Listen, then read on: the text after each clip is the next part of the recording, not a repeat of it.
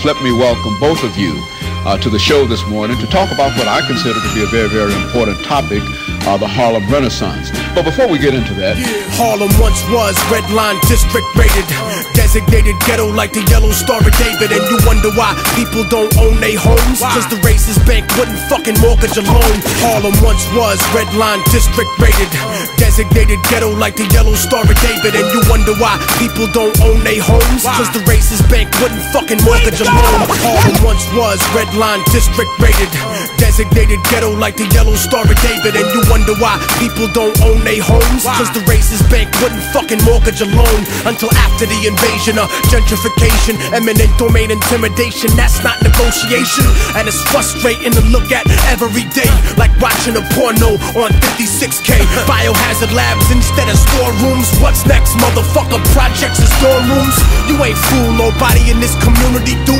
With your little fake Manhattanville community group. Ivy League, real estate firms are corrupt. I lay siege to your castle like the Moors in Europe. They treat street vendors like criminal riffraff, while politicians get the corporate kickbacks.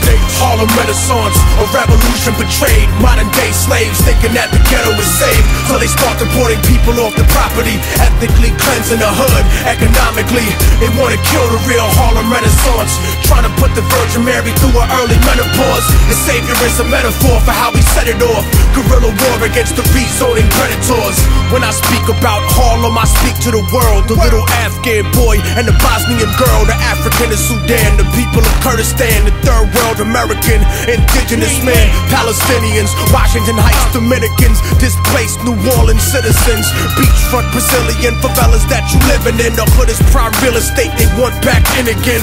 I didn't write this to talk shit, I say it because some of y'all forgot what the Harlem Renaissance was. We had revolution, music, and artisans, but the movement was still fucked up like Parkinson's. Cause while we were giving birth to the culture we love, prejudice kept our own people out of the club. Only colored celebrities in the party, and left us a legacy of false superiority. W.E.B. Du Bois versus Marcus Garvey, and we ended up selling out to everybody. The Dutch Schultzes and the John Gottis, banksters, modern day gangsters, the Mobilati. They wanna move us all out the NYC, like they did to the Jews with the Alhambra decree. So support your own businesses and do the knowledge, cause the real Harlem Renaissance is economic. Harlem Renaissance, a revolution betrayed. Modern day slaves thinking that the ghetto is saved, till they start deporting people off the property, ethnically cleansing the hood. Economically, they wanna kill the real Harlem Renaissance, trying to put the Virgin Mary through her early menopause. The savior is a metaphor for how we set it off. Guerrilla war against the rezoning predators. When they were saying it is the Renaissance of Harlem, they didn't mean that we had stake in that.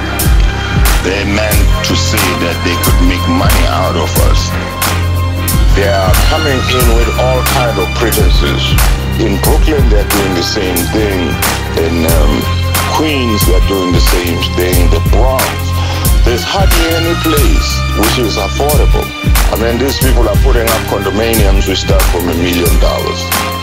How many people in this community make that kind of money? How many people have that kind of money? People of Harlem, they are the natural allies of the oppressed people of the world. Whether the struggle is in Panama, in Africa, Cuba, we spend money with the wrong people. We are looking for love with people who don't love us.